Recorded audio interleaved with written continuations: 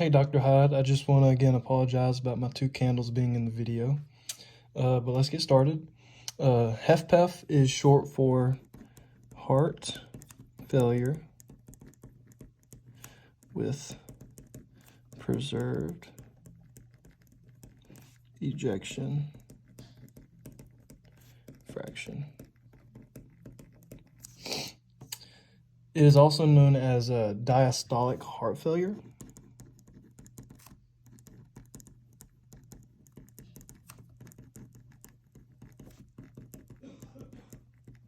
And I'll explain why that's also another name for it in just a few minutes. When talking about HFpEF, it can get very confusing, just like anything else when talking about the heart. I'm sure most of y'all have had your blood pressure taken before, but if you haven't, when they put the cuff around your arm and start making it tight, your doctor will get two numbers, and normally your blood pressure will read 120/80. This top number is your systolic contraction, or when your heart contracts, and this bottom number is your diastolic contraction, or when the pressure in your heart is relaxing. And since we're only talking about HFpEF, we'll focus on this diastolic or bottom number. Now, let's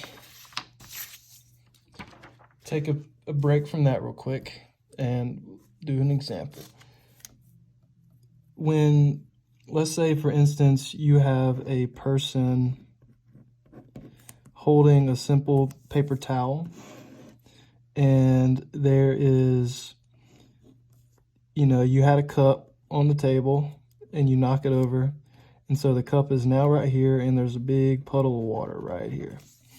If you want to clean up, when you lean over to pick up the water and you barely graze it, you don't allow the paper towel to soak up all the water, expand, and when you go over to the sink to squeeze it to get all the water out before you throw it away, there won't be much water that comes out of it. Now, if you lean over, allow adequate time for the paper towel to soak up all the water and expand, when you go to the sink and squeeze it to let all the water into the sink rather than a trash can, all the water will come out of it. Now, I have a potato-shaped heart already drawn out for you guys, as you can see. As you can see in the heart, there are 4 chambers. These 2 lower chambers are called ventricles. These 2 ventricles is what we'll talk about with HFpEF. If we don't allow the heart enough time to expand, the blood from these 2 top atrias, or the 2 top chambers,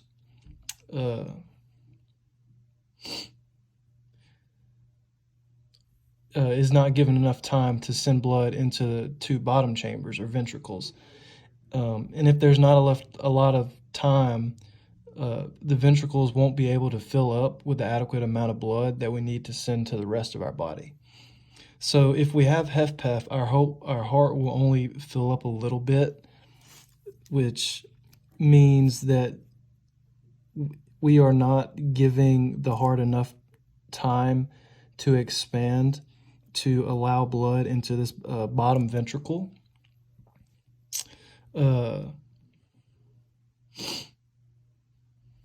Which means that our heart will only fill up a little bit, but we need to fill up much more than that, which is an example on this side. Having these bottom chambers or ventricles adequately filled would allow the correct amount of blood through the aorta or through this top stem right here. And if we wouldn't, it would only be a little bit of blood coming out of it. And since we have HFpEF, when these ventricles contract, they aren't shooting enough blood out of the aorta into the rest of our body. And so it can be very dangerous. But one thing to think about is HFpEF has a stepbrother, as I would like to say, and it is called HFrEF, which is heart failure with reduced ejection fraction.